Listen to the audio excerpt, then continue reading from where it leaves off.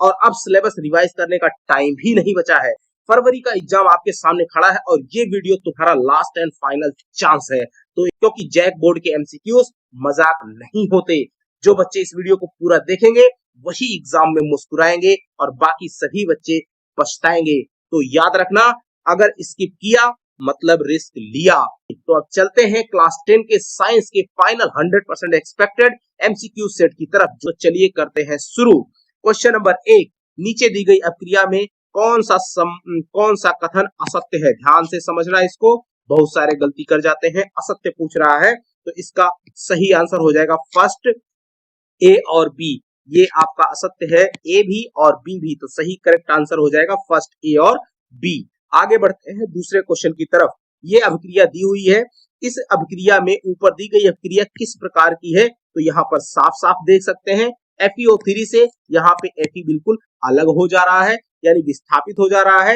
Aluminium इसको विस्थापित कर रहा है, इसका मतलब है कि ये विस्थापन अभिक्रिया है। सही आंसर कौन सा हो जाएगा? इसका सही आंसर हो जाएगा विस्थापन अभिक्रिया। कौन सा है? Option number D. फटाफट लिखते चलो।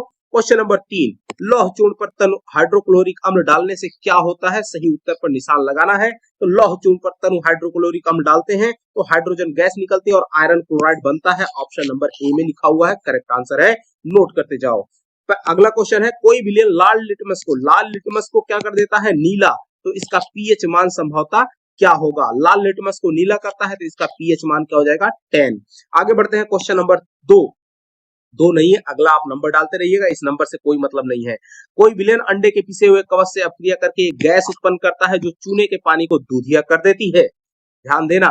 तो आपको पूछ रहा है इस विलयन में क्या होगा? इस विलयन में HCl होगा, जो अंडे के पिसे हुए कवच से अपक्रिया करके गैस उत्पन्न करता है। वो गैस कार्बन डाइऑक्साइड होती है जो चूने के पानी को दूधिया कर देती है। बढ़ते हैं अगले क्वेश्चन पे। NaOH का 10 ml विलयन HCl के 8 ml विलयन को पूर्णतः उदासीन कर देता है। ध्यान देना, 10 ml को 8 ml को उदासीन कर रहा है। यदि NaOH का 20 ml ले ले तो उदासीन करने के लिए इसका 2 गुना यानी कि 16 मिलीलीटर आपको जरूरत पड़ेगी। ऑप्शन नंबर डी इसका सही आंसर होगा, लिख करके रख लो। अपच का उपचार, यानी जो आपके पेट में गैस बन जाती है, जो एसिडिक होता है, उसको सही करने के लिए कौन सी औषधि का उपयोग करते हैं? तो एंटासिड यानी एंटी एसिड डालते हैं, यानी क्षार, जो न्यूट्रलाइज कर देता है रिएक्शन करके। क्वेश्चन अगला है, निम्नलिखित अपक्रिया के पहले शब्द समीकरण लिखिए। ये क्वेश्चन नहीं है, राइट, ये गलती से छपा हुआ है, इसको स्किप करो।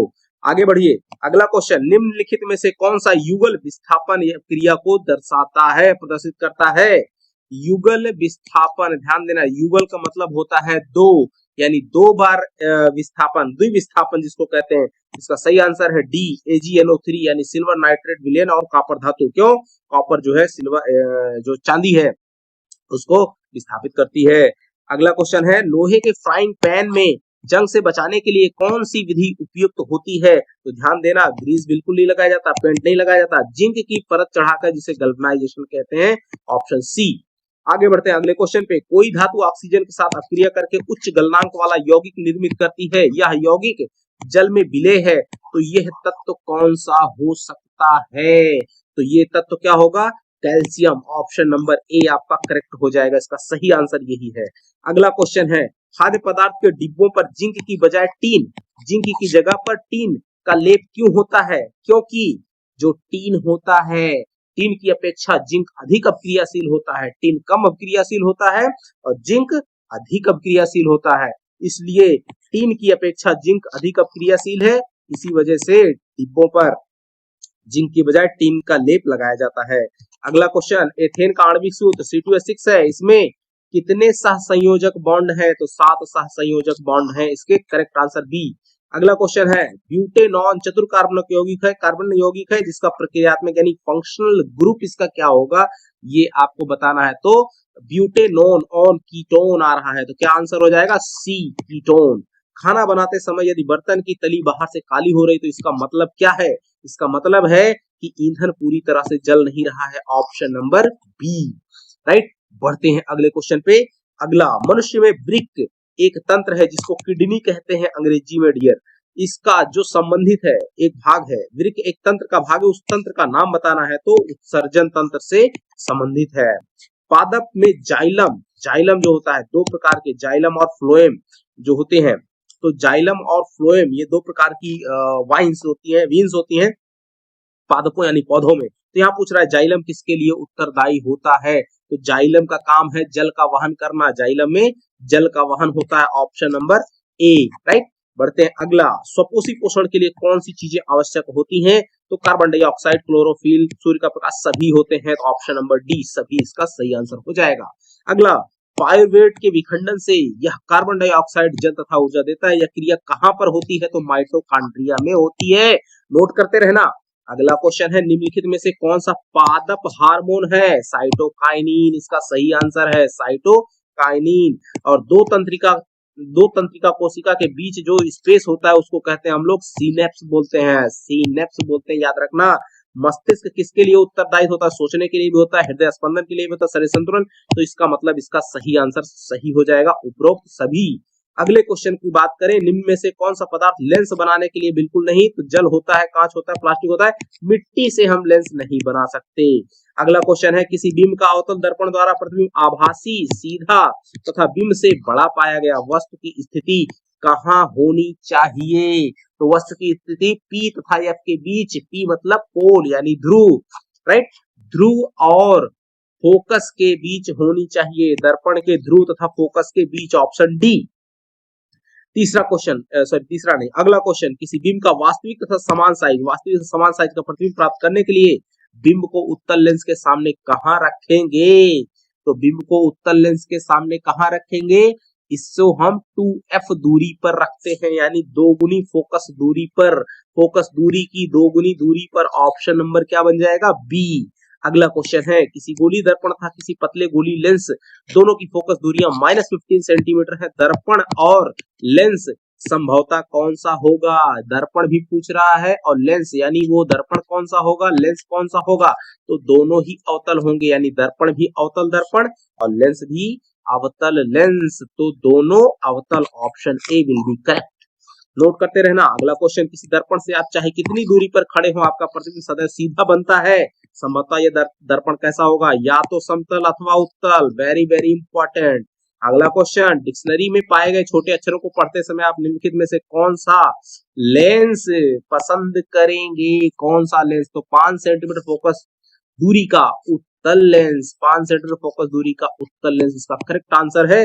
अगला क्वेश्चन नोट कर लो, मानव नेत्र अभिनेत्र लेंस की फोकस दूरी को समायोजित करने के लिए विभिन्न दूरियों पर रखी वस्तुओं को फोकसित कर सकता है, ऐसा हो पाने का कारण क्या है, इसको हम लोग समंजन बोलते हैं, ऑप्शन बी आपका सही हो जाएगा, अंग्रेजी में इसे एकोमोडेशन पावर बोलते हैं। अगले क्वेश्चन को नोट करो, मानव नेत्र जिस पर किसी वस्तु का प्रतिबिंब बनाते हैं उसको क्या कहते हैं, दृष्टि पटल, ध्यान देना, इसी को कार्निया भी बोला जाता है, याद रखना। अगला क्वेश्चन है, सामान्य दृष्टि के वयस्क के लिए सुस्पष्ट यानी साफ साफ देखने की अल्पतम दूरी न्यूनतम दूरी होती है 25 सेंटीमीटर, राइट, मीटर गलत है, 2.5 सेंटीमीटर गलत है, 2.5 मीटर गलत है, सही हो जाएगा ऑप्शन सी। अगला क्वेश्चन, अभिनेत्र लेंस की फोकस दूरी में परिवर्तन किया जाता है किसके द्वारा, पक्षमाभी पेशियों के द्वारा संकुचित होकर या फैल करके फोकस दूरी में परिवर्तन किया जाता है, तो इसका सही आंसर हो जाएगा सी, पक्षमाभी पेशियों के द्वारा। और अगला क्वेश्चन है प्रतिरोध, आर वेरी इंपॉर्टेंट, इसमें से आपको बता दूं ये ऐसे ही नहीं है, ये क्वेश्चन से आपको जैक बोर्ड में तो एग्जाम में आ ही रहे हैं, साथ ही साथ आकांक्षा एग्जाम देने जा रहे हो तो वहां पर भी एकदम गर्दा मचा करके इसी एक वीडियो से उड़ा करके आओगे, कम से कम यहाँ से 6 से 7 क्वेश्चन आप गर्दा उड़ा दोगे, राइट। प्रतिरोध आर के किसी तार के टुकड़े को 5 बराबर भागों में काटा जाता है, इन टुकड़ों को फिर से पार्श्वक्रम यानी कि समांतर क्रम में संयोजित कर देते हैं, संयोजन का तुल्य प्रतिरोध आर डैश है, तो आर बाई आर डैश का अनुपात का मान क्या होगा, उसका सही आंसर है डी 25। और अगला क्वेश्चन है, निम्नलिखित में से कौन सा पद विद्युत परिपथ में विद्युत शक्ति को निरूपित नहीं करता, ध्यान देना, वेरी वेरी इंपॉर्टेंट, नहीं करता मतलब गलत है, सो क्या हो जाएगा I R square, option number B, ये गलत है, राइट, इसका मतलब यहीं पर ये सही होगा। अगला क्वेश्चन, किसी विद्युत बल्ब का अनुमतांक दिया हुआ 220 वोल्ट 100 वाट, इससे 110 वोल्ट पर प्रचलित करते हैं, तो इसके द्वारा उपभुक्त शक्ति P = W/T, तो भाई पावर बता देनी है कितनी हो जाएगी, इसकी पावर होगी 25 वाट, इसका correct answer option number D.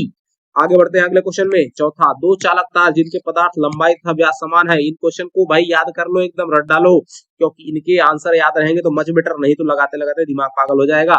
विद्युत परिपथ में पहले श्रेणी क्रम और फिर पार्श्व क्रम यानी समांतर क्रम में संयोजित किए जाते हैं। श्रेणी क्रम तथा पार्श्व क्रम संयोजन उत्पन्न ऊष्माओं का अनुपात, वेरी इंपॉर्टेंट, ये सब आपके आकांक्षा पॉलिटेक्निक सब जगह पूछे जाते हैं।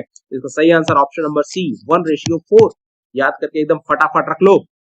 अगला क्वेश्चन, निम्नलिखित में से कौन किसी लंबे विद्युत धारावाही चालक तार के निकट चुंबकीय क्षेत्र का सही वर्णन करता है? वेरी इंपॉर्टेंट, चुंबकीय क्षेत्र की संकेंद्रीय क्षेत्र रेखाओं का केंद्र तार होता है। ऑप्शन डी इसका करेक्ट आंसर होगा। राइट, इस तरह से डंडी होती है और इसमें जो है चारों तरफ हर जगह ये सेंटर होता है, ये सर्कल रहती है चारों तरफ, राइट, बराबर, ये जो है क्षेत्र बनता है।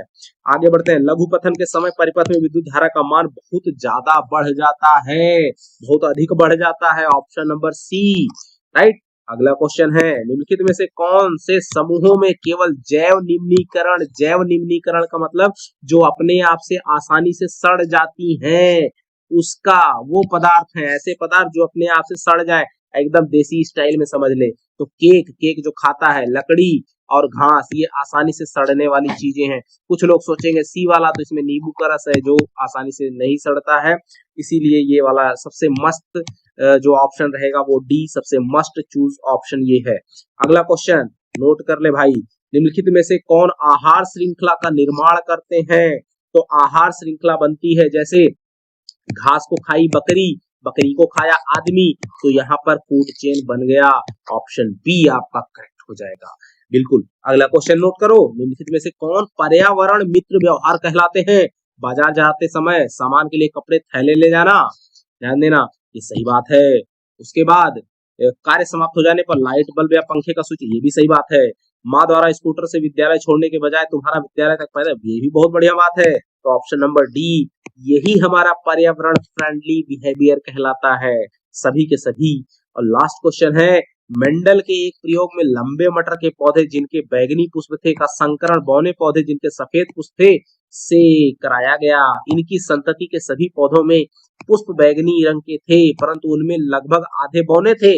इससे कहा जा सकता है कि लंबे जनक पौधों की आनुवांशिक रचना कौन सी थी? तो इसका सही आंसर एकदम याद रख लेना, ऑप्शन सी, बड़ा टी छोटा टी WW कैपिटल वाला, ये आपका सही आंसर होगा। तो इस वीडियो के बाद अब आपको कोई भी कहीं लफड़ा नहीं होने वाला, कहीं कोई वीडियो देखने की जरूरत नहीं पड़ेगी। तो इसी वीडियो को अब यहाँ पर समाप्त करते हैं। और अगर आपको लगता है वीडियो में जान है तो एकदम लाइक करो, दबा के लाइक करो, कमेंट में एकदम भर जाना चाहिए कि वीडियो कैसा लगा। और नए हैं चैनल पर तो सब्सक्राइब जरूर करिए, दोस्तों के साथ शेयर तो बिल्कुल करना मत भूलिए, क्योंकि यहाँ पर ऐसे ही गर्दा वाले क्वेश्चन और गर्दा वाले वीडियोस आपके सामने आते रहेंगे। तो मिलेंगे अगले वीडियो के साथ में, तब तक के लिए नमस्कार, जय हिंद।